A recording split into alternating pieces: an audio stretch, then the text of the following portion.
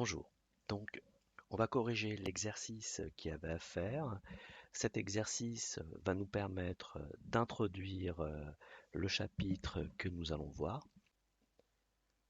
Cet exercice va aussi nous permettre de dire des choses supplémentaires sur la figure que nous allons obtenir. Bien.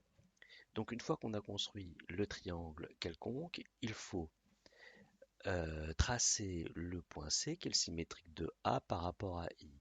Pour tracer le symétrique du point A par rapport au point I, on va prolonger le segment AI de cette manière-là et on va reporter à l'aide du compas la mesure AI ainsi. Le point ici, on n'oublie pas de le nommer, c'est le point C. Faisons la même chose pour le symétrique de B par rapport au point I. On prolonge le segment BI de cette manière et à l'aide du compas, on reporte la mesure ainsi. Bien, on nous demande de tracer le quadrilatère ABCD en rouge. Voilà. Et le quadrilatère ABCD est particulier car il possède un centre de symétrie, nécessairement, puisque c'est le principe de la construction. Quel nom donne-t-on à un quadrilatère de ce genre? Alors, vous l'avez déjà vu, normalement, c'est un parallélogramme. Et par définition, un parallélogramme est un quadrilatère qui a un centre de symétrie. Ça va être la définition que l'on va garder dans le cours. Sachez qu'il y a plusieurs manières de définir un parallélogramme. Ça, c'est la définition que j'ai choisie. Elle correspond complètement à la construction que l'on vient de faire. Le quadrilatère ici, il a été construit à partir d'un centre de symétrie. L'exercice s'arrête là, mais nous allons prolonger un petit peu afin de découvrir des choses supplémentaires à dire sur ce parallélogramme et essayer de les justifier.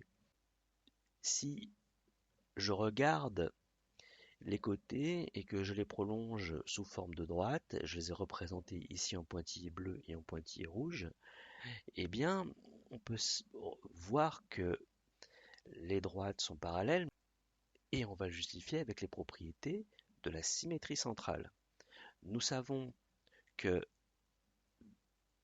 deux droites symétriques par rapport à un point sont parallèles. Eh bien, c'est ce qui se passe ici. Les droites AB et CD, que je représente en rouge, sont symétriques par rapport au point I. De même que les droites AD et BC, que j'ai représentées en bleu. Donc, elles sont parallèles. Cette propriété, nous l'écrirons de la manière suivante relativement au parallélogramme. Nous dirons, dans un parallélogramme, les côtés opposés sont parallèles 2 à 2. Donc on adapte la propriété de la symétrie centrale au parallélogramme.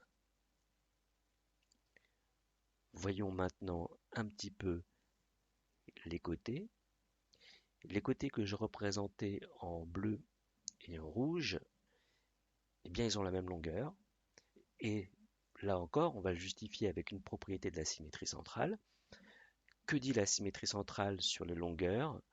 Eh bien, elle dit la chose suivante, deux segments symétriques par rapport à un point sont de même longueur.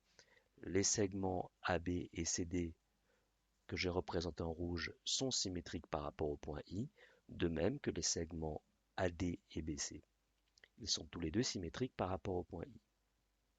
D'un point de vue du parallélogramme, la propriété se dira de la manière suivante. Dans un parallélogramme, les côtés opposés sont 2 à 2 de même longueur. J'ai rajouté le codage.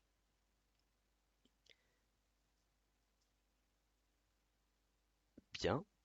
Intéressons-nous à ce que j'ai représenté en orange et en violet. C'est ce qu'on appelle les diagonales du parallélogramme. Ces diagonales se coupent au point I, et ce point I est le milieu de chacune d'entre elles. Alors ça vient de quoi? Ça vient tout simplement de la définition de la symétrie centrale. Deux points sont symétriques par rapport à un point I lorsque I est le milieu du segment formé par ces deux points. C'est tout simplement ce qu'on a construit. Donc, d'un point de vue du parallélogramme, la propriété s'écrira de la manière suivante. Dans un parallélogramme, les diagonales se coupent en leur milieu.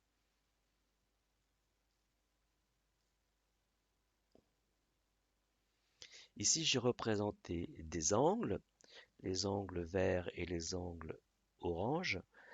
La propriété de la symétrie centrale, c'est la suivante, hein. Elle dit que deux angles symétriques par rapport à un point sont de même mesure. Les deux angles ABC et ADC orange sont symétriques par rapport au point I, de même que les deux angles verts. Donc, ils sont égaux. D'un point de vue du parallélogramme, nous écrirons la chose suivante. Dans un parallélogramme, les angles opposés sont 2 à 2 de même mesure. Voilà, je vous remercie d'avoir écouté cette petite vidéo et vous pouvez lire le cours qui correspond à cette partie-là